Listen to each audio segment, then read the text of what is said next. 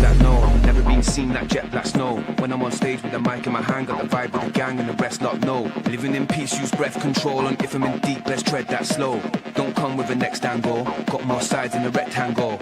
All that past, just let that go. Turn off the lights, don't end that show. Look on dance floor, show gets live. Oh, I see pyros, I see smoke. Graveyard shift, that's set in stone. Stepping stones, I'm stepping slow. Come to the venue, bless them, go. My DJs come to let them know.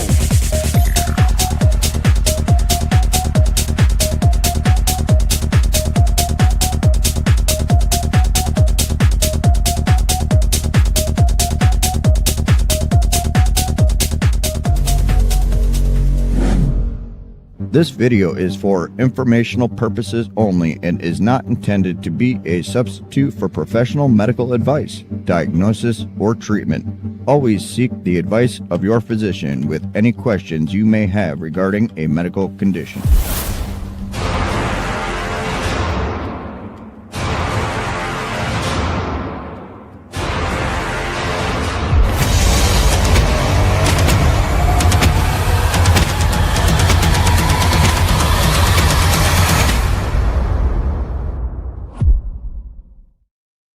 Hey, what up, YouTube? This is Eric at Studio 182 Digital Pro, bringing back to you Parabolic 33, Austin Oral here in the house, live streaming. We're going to be kicking off this weekly live stream.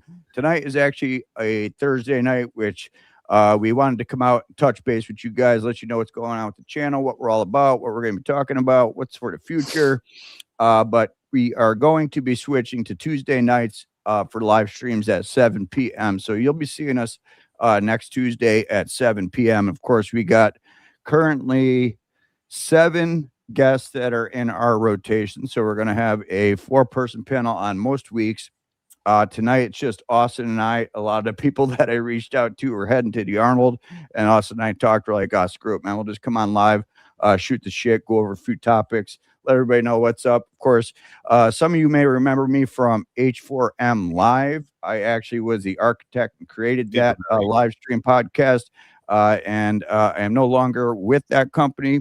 So I have opened up my own gig. I am putting every bit of investment and that I have and energy into building this business. It's Studio 182 Digital Pro. What I do is I actually, well, just read the ticker, guys. Okay, it's pretty much freaking everything from consulting to channel audits, where you receive a report exactly as to what the issues are, as to why your channel isn't growing.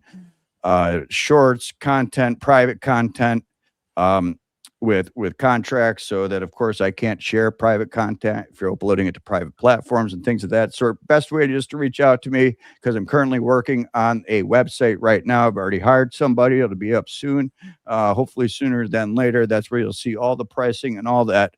But if you're interested in hiring me for any freelance work, you could just reach out to the links are in the box. Of course, you'll see a ticker going across here shortly. You could also reach me at info.studio182digitalpro@gmail.com. And of course, Austin Oral, he has his own gig going as well. He is coaching, bodybuilding, and consulting. Austin, I'm going to pass it off to you for a moment. Please tell us what you do. And of course, in the ticker, people will be able to see how to reach you. But let everybody know what's up, man. Yeah, what's up, guys? A lot of people... I didn't look at the stream to see if we got anyone here, but it's like we got 7. Really? We got, what's up, guys? A long time no see. All right. So I will just start. People who've seen me will recognize I have like a specific set of views that I'm trying to bring to the table that were just things I kind of felt like I observed in my own having fun with getting blood work and trying different things and just being pretty regimented so you could follow a pattern, basically. And in doing that, I came across some odd resistance that kind of was confusing to me a lot. And I didn't like the way some of the things were going about being done in this space. And with hormones, for me, I was I felt like that was kind of the start to getting recognized, but oddly, without getting into specifics, I faced some resistance there too. It's a lot happened. So, you know, that's not my focus. I just think that this has the potential to be a really good community. I know, and I talk to a lot of people who do their own experiments like I do.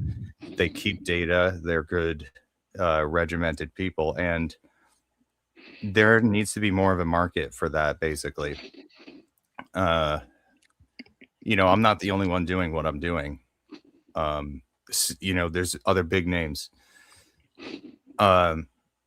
You know, I thought in the beginning, like, you know, I would like to, well, I would always love to collaborate with anybody and share things, you know, but I think it's just good to just start it on my own, you know. That's basically, Absolutely. yeah, you know, just talk, see where it goes. And That's it, man. so I am obviously a bodybuilding coach. You know, I have a set of skills that have qualified me for this moment. But yeah, I do coaching, contest prep. I know how to run a diet. I know how to run any part start to finish with physique and health. And some exotic protocols. Got Right. that, man. Right. So I am the creator of the SHBG protocol. That's like been my baby, quote unquote, for 5 years or so about now, where I do not use testosterone as the base. And then, you know, the subsequent effect is by using a certain specific number of different anabolics that are fit into this protocol, SHBG levels don't get crushed. And there is a removal of that honeymoon period. Basically, the honeymoon period people report is seemingly when people take bigger doses and then they're like, oh, my sensitivity sucks. SHBG is known to be needed for androgen signaling, so it makes sense when about the time your SHBG is getting crushed on HRT, that's when, you know, the honeymoon period is over. So yeah, advanced rare protocols like gyno removal without surgery in a couple of weeks, hair regrowth on cycle without. It's interesting that you, and not to mention just how your protocol is for hair regrowth, but no freaking bullshit. The top of my head used to be completely bare ass bald like a fucking baby's ass, right? Once I started taking it, and let me back up a hair. I started going bald in my like early 30s when I was severely hypogonadal. And then what happened is once I got on androgens over the years and a lot of GHK, I mean, I was pumping GHK for like the last year straight. I don't have, my hair is thinner on top than it would be elsewhere. All right. But I have literally a full head of hair now. It's fucking really? insane. Wow. Yeah. Isn't that wild? I lost hair because of lack of androgens and actually gained hair on the top of my head when people are usually concerned about losing it. Yeah. Wow. So it's not like I can run an A/B test. I've always been of the mind that DHT is plays a role there because you know, the studies in dutasteride and finasteride I think are supposedly good. I've never like looked into that, but I could imagine it being from the estradiol. Like if you're so hypogonadal that you don't have enough estradiol. Try 6 nanograms per deciliter for a total T on an immunoassay. For a total T? Wow. Total T, bro. Yeah. Yeah. So you got no. That'll do it. Yeah. Yeah. It was rough, man. Say the least. Thyroid's low too. If your thyroid's low, then you're screwed down. Oh, really? No kidding. Yeah. Yep. Yeah. Let's see. I'm going to the stream now too. You want to just start with some questions? Yeah. Let's start with some questions. And we actually have quite a few questions here. I'm going to put this is a long one, so it's going to take up like most of the chat. Okay, cool. Let me put it in there and I will read that out for those of you that aren't watching and would like to listen. Okay. Male 34 took blood tests on 500 tests, 250 mast, 100 NPP, high values. HB was 18.4, HCT 57, platelets slightly elevated. Let's see. I'm sorry. Let's see. Yep. Not bad. I put the stream on. get blood values down, SHB, little microdosing every day. What would you typically good total testosterone be for me with low SHB? Know that everyone is different, but like in that general, and if I'm going to have a period later to add the androgen for growth, what would make the most sense with SHBG tren daily or add a higher dose of masteron for a period? Also considering low SHBG, thinking on trying to keep the test stable on TRT. So, this is a new protocol that I'm doing, but I've got about 2-3 dozen people, over 3 dozen, who have done it. And the SHBG level comes up when you do it this way, but it's impossible to raise your SHBG unless you are one of these rare genetic mutants.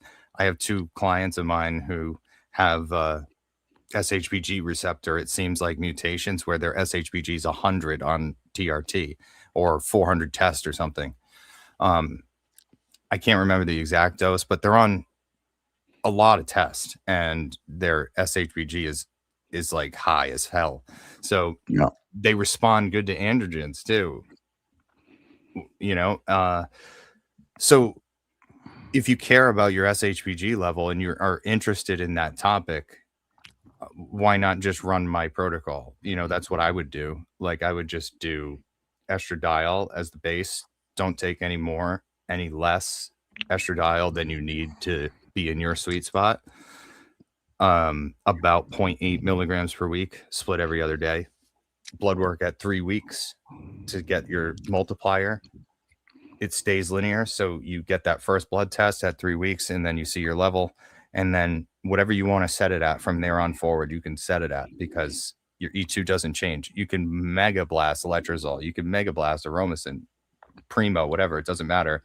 EQ, it doesn't lower your E2 anymore because you're injecting the E2. Right. Then, so testosterone is usually your androgen. So you just use something else. So you do estradiol and tren, estradiol and DHB, estradiol and primo, estradiol and nandrolone, estradiol and ment, but that's kind of getting advanced because so you run something like that. You fulfill what? Estrogen receptor activity by injecting the E2, androgen receptor activity by taking some other androgen. You've got all the ingredients now. And unlike with tests that lowers your SHBG, crushes it, I might add, this doesn't. So, this is just, I put a lot of time into mapping out which androgens are compatible because not all of them are. Some of them, even without tests, lower your SHBG too, like boldenone, masteron, Anavar, any oral, actually, will all crush the SHBG. But DHB, tren, primo by itself, YK11 injectable. That's all I've come across. Oh, and nandrolone. Those are all compatible. Now, how does that make you feel in comparison to being on a test protocol? Because I personally haven't tried DHB before. I find it extremely interesting how you control your estradiol exogenously and also run non-aromatizing compounds. However, testosterone tends to make you feel a certain way. How have you noticed the difference between when you're running this protocol? Because you're running right now basically therapeutic doses, right? So I'd ask you, how would you know testosterone specifically gives you a specific effect? That's a good question. Yeah, because usually it's always there. Like it's almost never not there. So the way that I feel when I'm on DHB and E2, hypersexual, I guess, because when your SHBG goes back up to a normal non-crushed level for the first time while being super physiological in androgens, the only time you experience that is when you first get on TRT. That's it. Or you do this. So it's like, right. It's about extending the honeymoon phase. Okay. And that's right.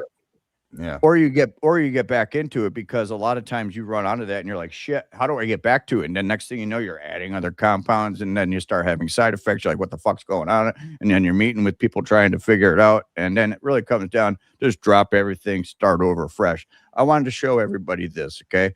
I recently went on a hybrid protocol. Austin and I were bullshitting about this for a little bit before we came live.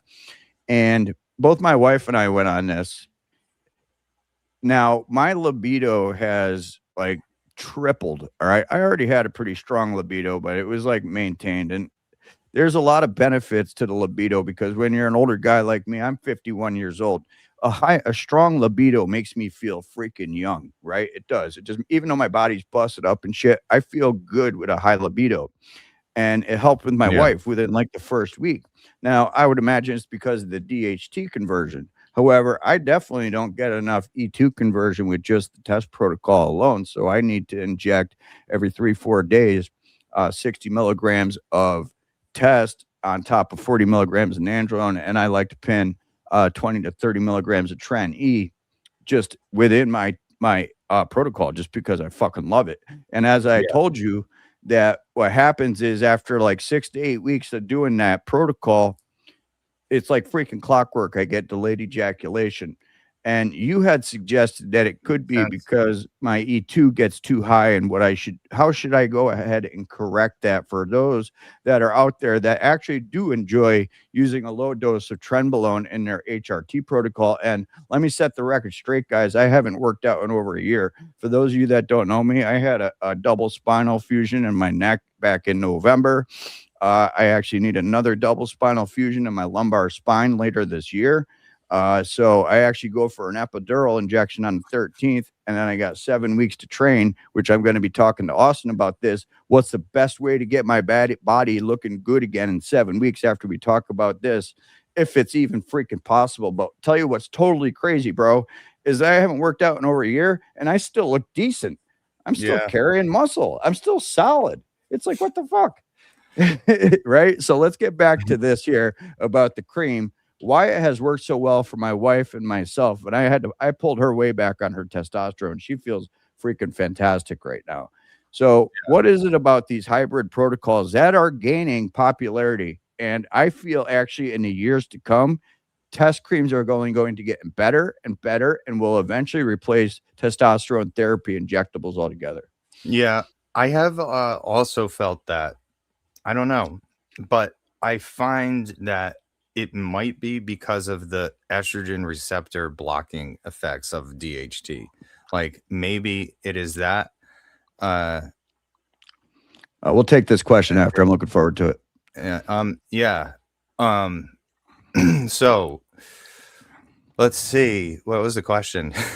Yeah, I was asking about I was saying I feel in the years ahead that TRT in itself is going to be overtaken. The injectables are going to be outperformed by the creams for people that are on quote unquote therapeutic doses, not guys like me who like TRTplus, right? But just regular guys that just want to feel like around 1,000 nanograms per deciliter. They're happy with that. They don't like needles, shit like that, because this is very effective for most people. Yeah, it is effective. I have a family on it, so anyone who says that they feel a specific boost according with the cream, I would ask, like, I'm curious, like literally, I mean, I'm not sus or anything, I'm just like trying to collect data. Right.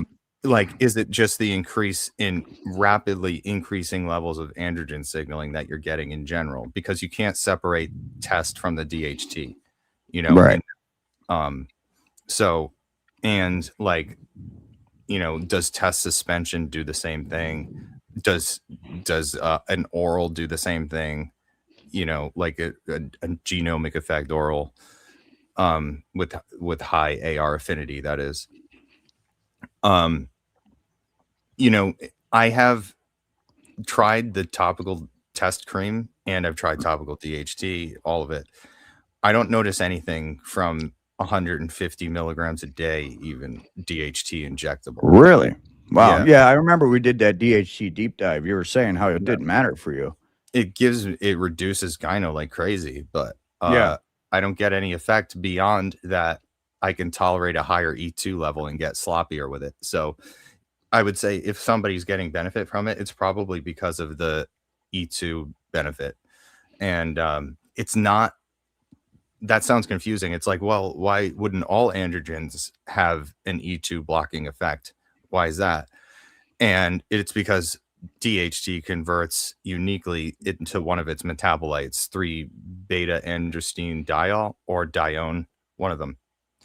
And those are estrogen receptor beta agonists. Estrogen receptor beta counteracts estrogen receptor alpha. So the estrogen receptor alpha is the stereotypical effects we associate with estrogen. Right. Yeah. So you take DHT, or you take test cream, more converts to DHT than with an injectable version. You get higher DHT. DHT converts to 3-beta androsten, whatever. And then that is an estrogen receptor blocker. Okay. Yeah. I put it right on my shaft too, dude. Shit feels amazing. Like I can feel the blood flowing right to it, like within 5 minutes. I kid you not. I want to try. I wonder if like it would, a good test to do would be to see if with like Oxandrolone topical does something like the same. I never even knew that existed. Oh yeah, that'd be wild. Oxandrolone and topical. Holy topical shit! Tren. You got topical Tren? Yeah. No kidding. That'd be freaking sweet. I bet women would love that. Let's Probably. take this question here from Go H4M. I have found that Dbol does not increase SHBG. I would imagine it's probably because it's such a potent form of methyl estradiol, which it converts. He says Maybe not as much, but I remember Ryan telling me it did decrease SHBG, and the guy he was trying it with, and everyone I've seen try it, it does. But you know, maybe it doesn't. It would make sense that it wouldn't crush it as much because of the high conversion to methyl estradiol. It could, you know, and because methyl estradiol being produced in the liver, maybe that is enough to stimulate it. So, but I'll be the first to tell you, I have mapped out what I've mapped out, and Dbol isn't one of them. But any oral I have tried did lower SHBG. But if it, you know, that's interesting. Yeah, but everybody's different too. I mean, we got to take that into account as well. What may have, I mean, how many people did you actually run that on, the Dbol? So like I said, Dbol I haven't tested specifically, but the other things that I have tested, like any oral, you know, dozens, but you know, anyone who runs orals, dozens, they get crushed SHBG, but not, I mean, it's conceivable that Dbol, you know, it does convert to methyl E2. And when you take estradiol orally, that gives an SHBG boost. It's conceivable that it could. I could see a way that it could. I just, well, coming from, if this is actually Ryan typing this question, there's nobody that has probably more experience with Dbol. Yeah, I could only imagine it's got to be him, because who else is going to mention Dbol? Right. And I remember talking about this before. Yeah, maybe he's gone on and gotten more results with it. Like, I'm curious. Please. Oh, too perfect. Holy shit, man. I haven't seen that name in forever. Wow. Good to see you, brother. Yeah, I have leaned out, man. Oh yeah, it is Ryan. He confirmed it. He's like, this is Ryan, man. I ain't fucking around. He's like, that's right. I take Dbol, my SHBG 70. That's crazy. He's probably like Damien then in that case. Yeah, right. Or possibly like Damien, you know? Yeah, he was on the other night. Yeah. He was on H4M the other night. Yeah, so I got Damien and another guy who's got what's this here? SHBG on Proviron. It's crazy. His halo test in liver safe, Austin. It's never, I don't know. Have you have any experience with it? Yeah, I do, but I don't really, I don't know what the exact mechanism is on what causes like this nausea you get from taking orals. Like, and I don't know if it's been Halo that's done it or not. I don't think it has. But I will say Anadrol, Superdrol, Anavar all make me feel nauseous after being on them for a little bit. Really? Yeah, but not. I haven't taken Oxandrolone in some time. Yeah. No reason to. I'm not working out, right? Hopefully after the 13th. Yeah. Yeah. I'm not an oral guy, but oh, come on, bro. I thought you were like, I love dropping those freaking bombs before you would train. You used to say, no? Well, A-bombs? I've of course done it, like I've done it, but yeah, I've tried it. I get some strength boost from it sometimes, but not really. I almost wonder if I'm on too much stuff before. Like, oh, it might be because you're taking, literally over a gram of tren and everything else. Where a guy like me who's just, a few hundred milligrams, and then I take 20 or 30 milligrams of Oxandrolone, and I feel like the Hulk in the gym. It's crazy. Yeah. Here, we got another one here from Ryan. Let's see what he's got to say. I have another guy with crushed SHBG on his Oxandrolone, but Dbol kept his SHBG stable. Mine too. SHB stable on Dbol. Only 2 cases of empirical data though. That is good data. No, really, like that is freaking crazy. That's good. Like that is the exact data that it's like, 2 data points. It's twice as much as 1. So like I wouldn't say that's. There's 2 data points there showing it, and then mechanistically it's plausible. So there you go. Hey, Ryan, I'd like to mention something to you, brother. I'm going to be opening up workspace for my business because I would like to get all of the people that are interested in becoming part of the roster for guests, because we're going to be doing 4-person panels. Some weeks it might be 3, but if you're interested, bro, we'd love to have you on, man. Of course, we'll talk about it first, but throwing it out there so you're aware. Love to add you to the server and, have some fun, man. Just reach out anytime. Of course, we'll be in touch.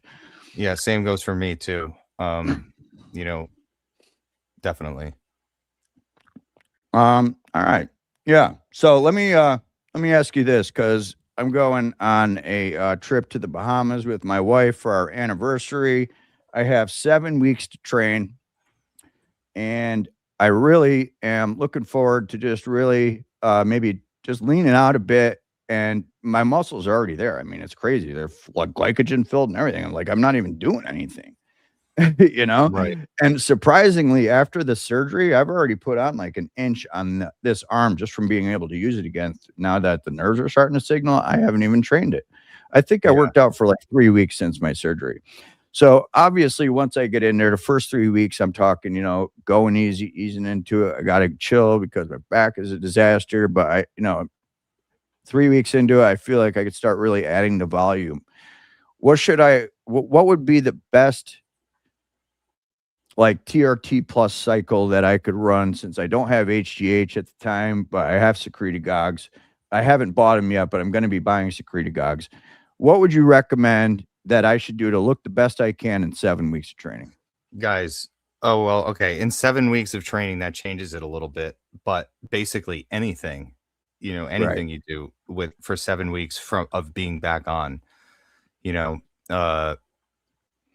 getting like all whatever the opposite of diminishing returns is. You're getting all easy gains and low hanging fruit gains by just getting back on, Right. We've seen this a bunch with look at the creators, the content creators who have gone off and on.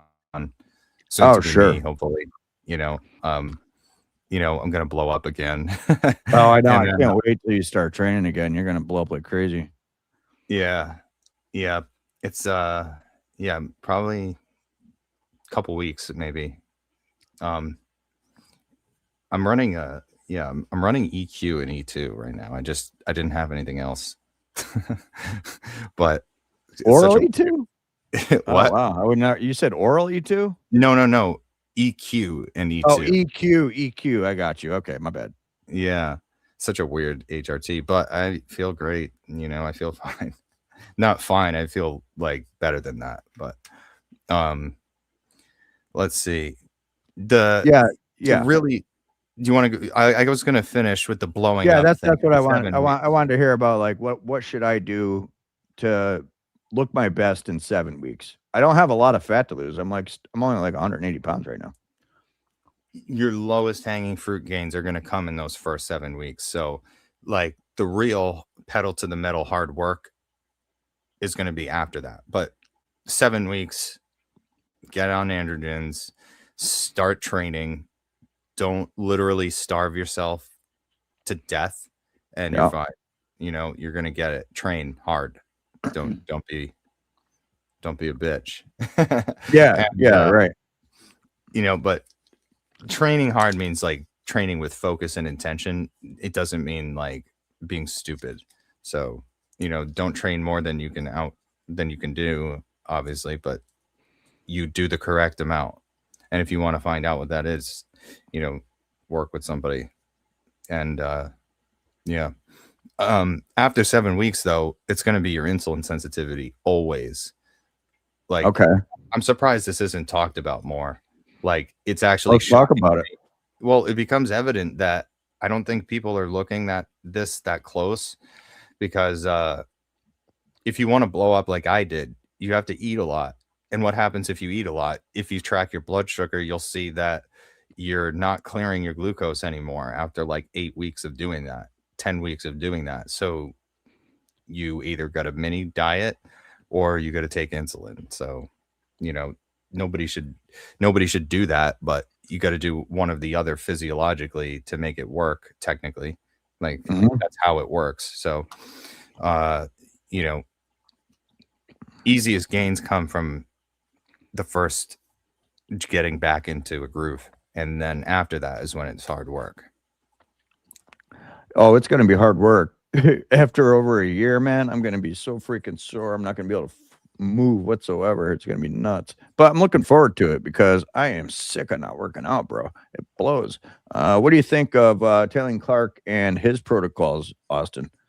So I've only like talked to him like a couple times, maybe. I don't even know if he knows who I am, but he thinks you know, nandrolone is sufficient without estradiol. And I would say I agree with him a lot of the time.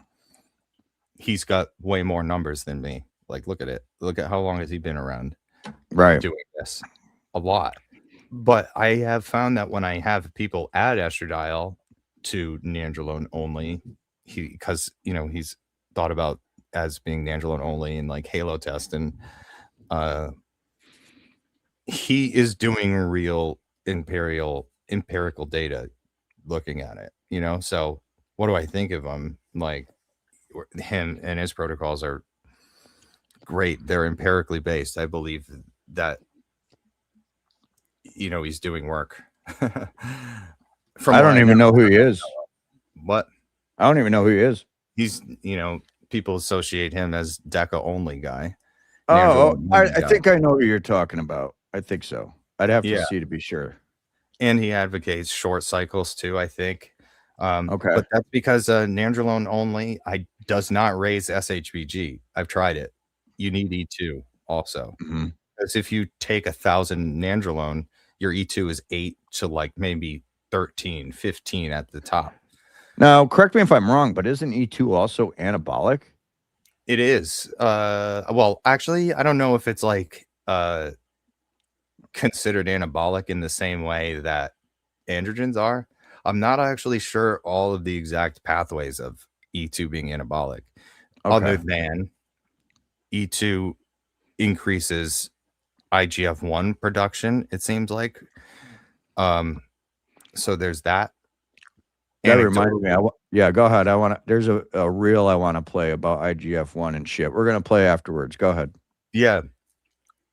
E2, if you ever are glycogen deprived in a diet and your E2 is crushed, somehow do something to increase your E2 again, and you're going to get really full. Like, you'll spill over eventually, but potentially if you overdo it with food at the same time. But E2, if you take it pre-workout, like oral E2 pre-workout, sublingual E2 pre-workout, you get a crazy pump. So speaking of pumps, I pumped some Melanotan earlier, and now I got a wood. I haven't taken that in a while, but I have been able to not get out of my car though. Like, Yeah. I needed to go into the gas station, and I was just like, I don't even want to tell you what I did in a tanning booth recently. I was so fucking horny I couldn't take it. Hey guys, let's check this reel out and talk about IGF-1 and cancer and all that good fun stuff. yeah. Okay. Won't HGH analogs give me cancer like Tessa, ipamorelin, CJC, etc.? Let me be crystal clear about something, you guys. IGF-1 does not cause cancer.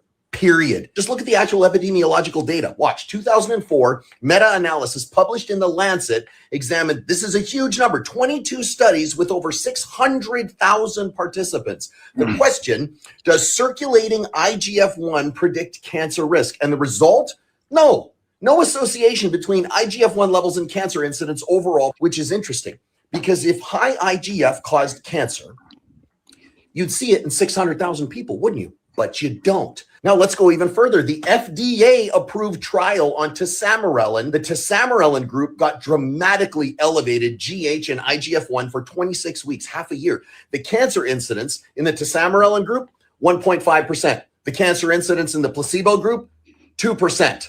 The peptide group had fewer cancers. Here's another critical study. Erickson in 2010 with a bunch of researchers examined cancer risk in GH deficient adults treated with recombinant HGH. These people had profoundly elevated GH and IGF-1, much higher than what you get from any peptide.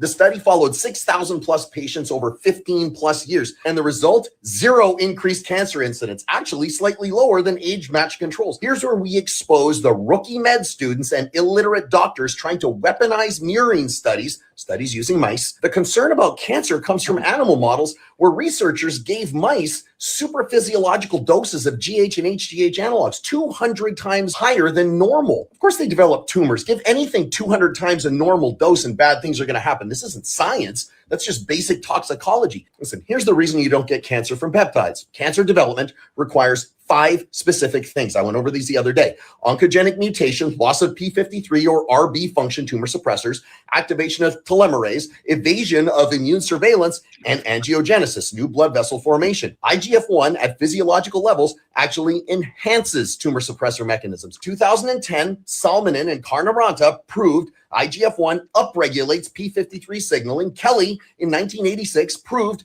IGF-1 enhanced NK cell and T cell function. Spalarosa in 2010 proved IGF-1 improves vascular integrity. Look at the immune system, cancer surveillance. This is where it gets wild. Your immune system has 2 arms, innate and adaptive. Stye in 1994 proved that IGF-1 increases NK cell proliferation and activation. You know what NK cells do? They patrol your bloodstream looking for abnormal cells, cancer cells. Weaponizing anything only works when it's always irrefutable, not just when it suits the narrative. Welcome to science class, people. I'll be here all week. Be sure to tip your waitress. Comment. wow. You want to talk about narratives?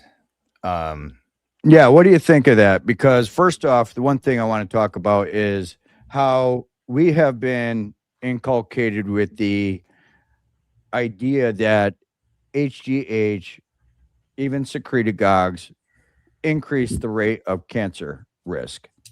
Yep. Yeah. I have heard about the natural killer cell function study, you know, and or whatever type of academic paper that was that contained that discovery. Mm-hmm. Yeah, I don't know. I don't see it being known in our space that like people who use growth hormone are like, oh, those are the ones who get cancer versus the ones who don't.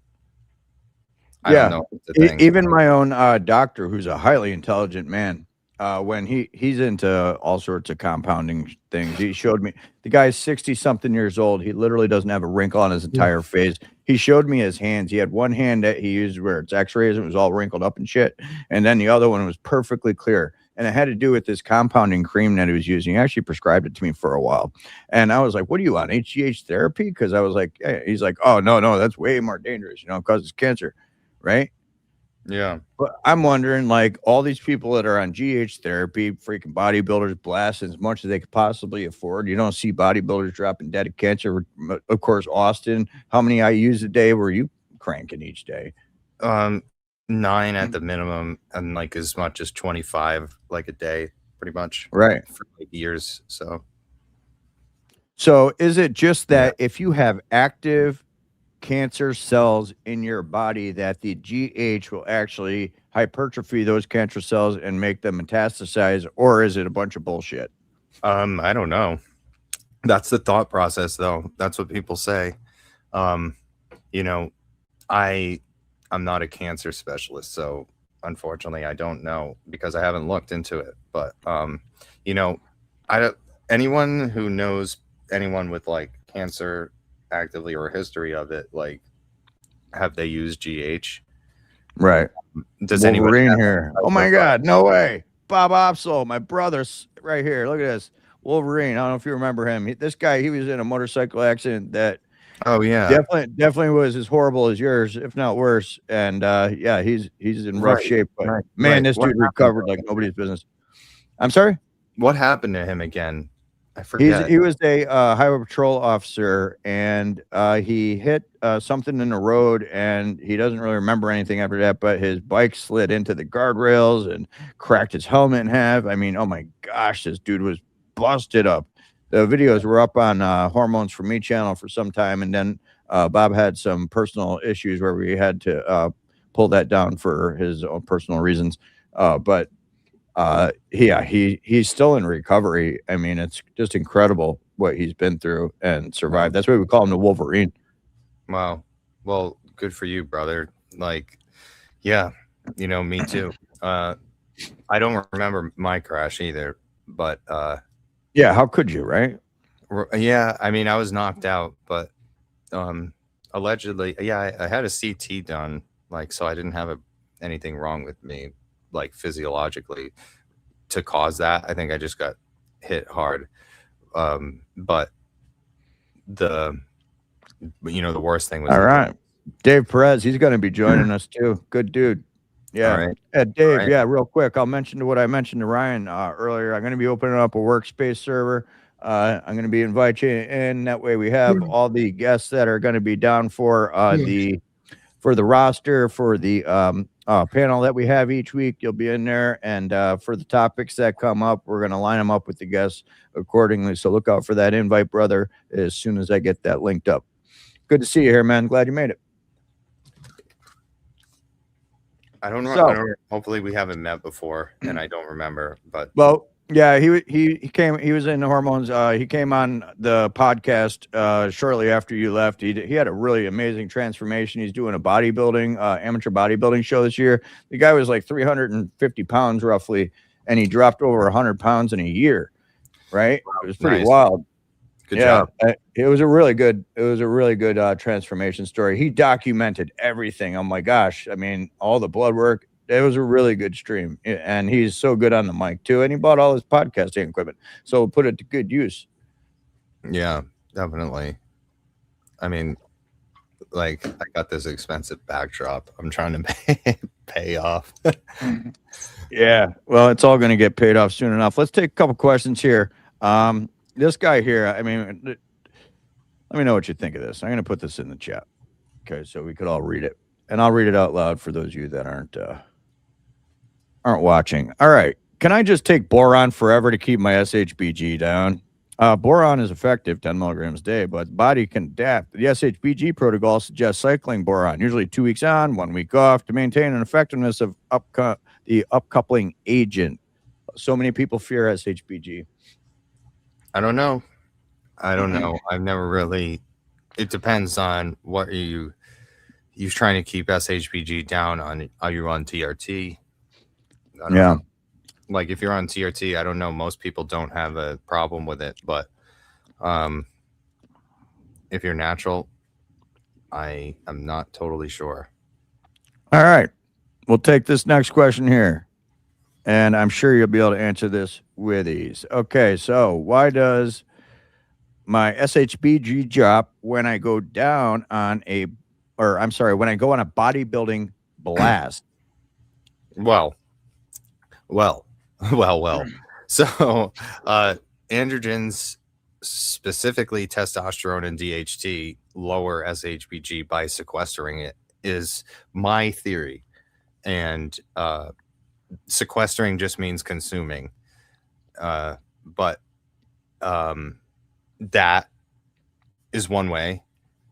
And then the other is that androgens signal a receptor on the liver called HNF4 alpha that is responsible for regulating SHBG production at the liver, which is where SHBG is made. So when you take androgens, they slow down the hepatic production of SHBG. But E2 estradiol increases SHBG. So that's why, that's why, there's a certain point maybe where SHBG isn't lowered because you got increases in E2. But then you go past a certain point and the androgen dose, like total volume, is enough to lower it. Yeah. All right. This is lightning round here, guys. If you have any questions, please drop them in the chat. These are several SHBG questions. Right here, this one is, I have low SHBG, less than 15 nanomoles per liter. Should I inject once a week? I would say what I would do, and, I don't want to be the broken record guy here, but I would take E2 and something else to raise it and see, because so in the last 6-7 months now, I've been flipping back and forth between SHBG protocol and test, SHBG protocol and test, and then all these different things. And so far I've pretty much this is where I'm biased. I wonder if I'm placebo affecting myself into this, and the other people who have tried it are placebo affecting themselves into it. But I feel better when I'm not using test, really. Or if I'm using test, it's as my SHBG is on the way down, that I get a acute sense in well-being. But if I take too much of it, then that goes away. So it seems like androgens have to be cyclical. You got to have spikes and then lower, and that's what your brain responds to. It senses the changing levels in androgens. That's what determines your libido and stuff like that. Yeah. What was the question? Let me pull it back up. I'm sorry. Let me pull it up. Here we go. Yeah. Go. Low SHBG. You want to raise it. Do what I would say to do just then. But if you want to injection frequency, I have heard that once a week injection is better. I've never tried it though. Is that because of the peak in the trough? Possibly. You get a higher spike in estradiol, I would presume. Right. And thus that spike boosts your SHBG up. So I think it's probably from that. And it would make sense because your androgen levels are high when you start TRT before SHBG drops. So it would make sense to reason that the spike in E2 raises SHBG, and then it takes longer for it to go back down. Right. So the more estradiol that you actually have in your protocol, the slower the reduction in SHBG that you're going to have. Exactly. Because I have talked about this protocol ever since you and I met, and I really fully grasped it. I fully understood it, and I have explained it to so many people. The thing is that I think that it's so new, and it's people are like, what? use exogenous estradiol? Like, and then they come up with all these other things and like, what about this? What about that? And I'm like, hey, I just told you your SHBG is 5. It's going to be very, very difficult to pull that out of single digits. Here's the solution. And then they're like, oh, well, I want to use NPP test and this, that, other thing. And, you know, it's like hitting your head up against the wall sometimes, you know, and I feel it's likely because people just aren't educated on it and haven't heard of it. And it's really relatively new. Yeah. You know, there was a time for everything when somebody wasn't doing it and then they started. But Yeah. What do you get with test? Androgen receptor activity, estrogen receptor activity. There is other things going on there. People will make the argument of DHT and the metabolites that converts into. I don't personally notice them, and about all of the other people I've tried it with don't also. So I want to know if you do, though. If you try it and you notice you're missing something off test, try it and let me know. But if your E2 is dialed, like what I see when people try this is like the first thing is just figuring out their E2. Like sometimes people take 2 milligrams or 3 milligrams of E2 in one shot, and then they're like, it's not for me. And their E2's 200 something. Shout out D-Tren. But yeah. Did you say D-Tren? Yeah. I didn't see him. Is he in there? No. I was saying that. Oh, okay. He took a lot of E2 and was like, it's not for me after like a couple weeks, I think. But just dial your I'll help you. Try it. So try it and then you can make an opinion. Dude, how crazy was that? We were talking about tren before the show, and all of a sudden the dude's the first one in the chat. Right. Was that you? Did you do that? Was that I maybe manifested it, but no. That's wild, man. We're like, I got D-Tren confused with tren. I was like, I know that dude. And then all of a sudden he's up in the freaking chat. I hope that dude hits me up, man. Yeah. It'd be a fun time. We got a question here, a couple of questions here from the chat. Are short or longer cycles more effective in your opinion, Austin? I mean, Taeian Clark says short cycles are more effective, but that would make sense because SHBG gets crushed and SHBG is needed for androgen signaling. Unless you do what I did, and I have one of the most significant transformations on the entire internet. So it would seem that longer cycles are the best because I win, you know, and other people like me, I don't know what they did, but I have one of them, you know, one of the biggest. I gained 127 pounds in 3.5 years. That's a lot, you know, so long cycles for me, but I want to know what somebody like Taeian says because he is empirically based and I know that. So, you know, but then again, people also get, I'm not saying that with him. I want to believe him actually, but maybe people get blinders. It does happen. Yeah. That's why I want your opinions of my thing. So if you do it, don't do it. So guys, make sure you please drop comments and all that. That helps the channel. Also, hit that like button if you haven't and be greatly appreciated. I want to just read here what Too Perfect had to say. He can't seem to grow muscle unless he does TRTplus. He's a high aromatizer at 120 milligrams a week. My E2 rides around low 30s, 40s. Libido EQ is okay. Once I increase my dose, the face is bloated. Libido EQ goes out the door. Yeah, I mean, if you're on what's TRTplus, a high dose of test or what is it? Well, I consider TRTplus like your regular TRT dose. Maybe throw a little Oxandrolone on there or another compound, like a low dose compound, just to give you that extra anabolic androgenic nature. Yeah, I've had this issue with other people before. Hit me up.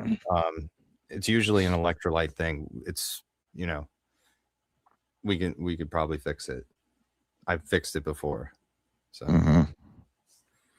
I hear you. All right, let's see what else we got. Is high SHBG always a bad thing, Austin? Always a bad thing. High? I don't know.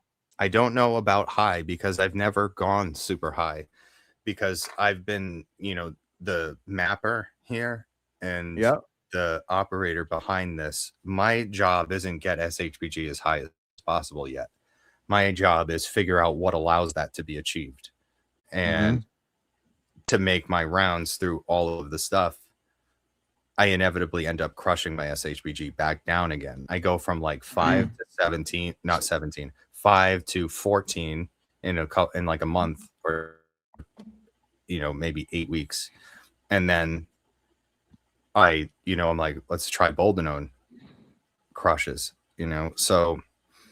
And I've also battled gyno on and off. So DHT cream has been something I've like leaned on before, and that lowers it, I think, too. All right. I wanted to talk a little bit about, I know you're not a fan of GLP-1s. However, they are very popular, and Retatrutide, especially the way it helps metabolically speaking. And you could actually microdose. I know Paul Barnett from Anabolic Bodybuilding, he's been microdosing Retatrutide, or at least he was for some time. What's your thoughts on that, Austin? And please explain to me why it is that you don't really care for the GLP-1 agonists. So I have never run a GLP-1 like prolonged, unless it was, I've run a GLP-1 in a diet. I've run tirzepatide and I've run semaglutide, and I've run the two combined. People report muscle loss with them. Plain and simple. The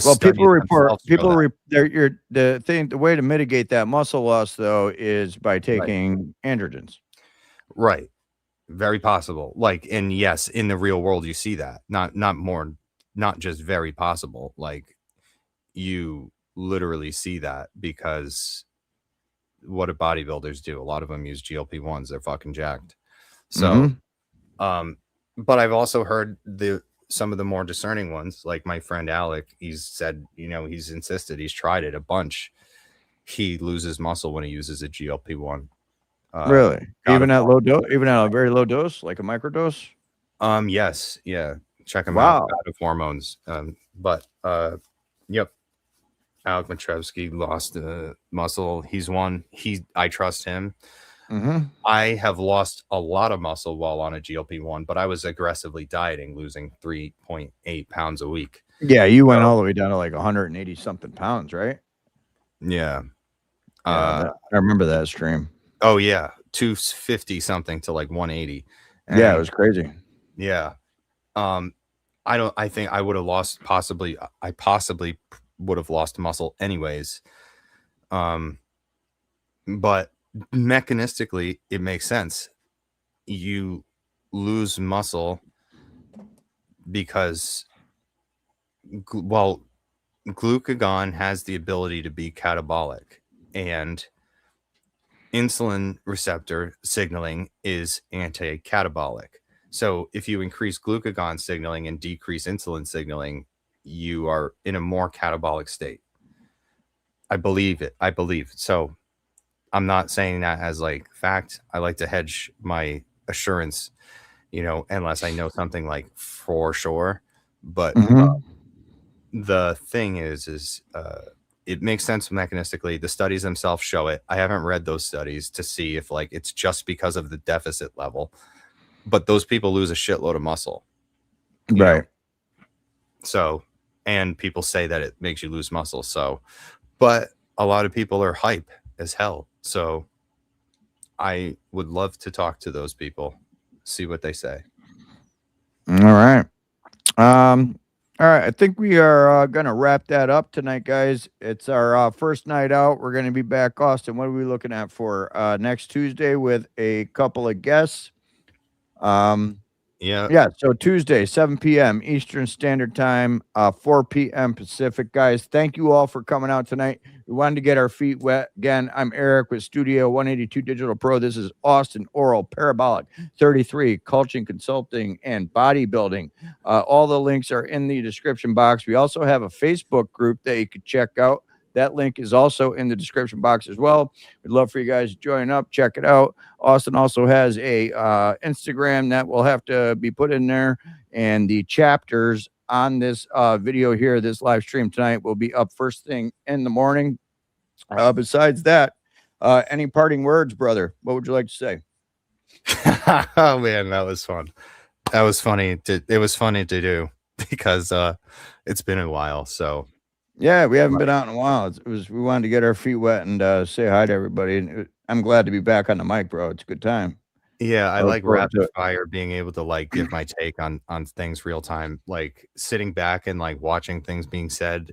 And I never want to be that guy in the comments. So like I'm actually pretty good at that. Like I just tell people this is what I saw. So this Yep. was fun to do, and I was like, I'm liking, talking to people here. So thank Hey, you. we didn't know if anybody'd even show up. We had 11 people at one point, so that's badass. They're actually all 11 mine. I have a whole bunch of phones and counts. I forgot my Austin's Hot fan, whoever that is. Yeah, I know. You're Austin's Hot saying, yeah, we'll Yeah. have 'em. I'm sure they'll pop in eventually, right? All right, guys, we'll see you on Tuesday, 7 p.m., 4 p.m. Pacific, and we will have guests lined up and a kick-ass show, Q&A, topics, you name it, we'll have it. I will talk to you soon. Don't forget to reach out, hit that like button, and drop a comment. Have a great night.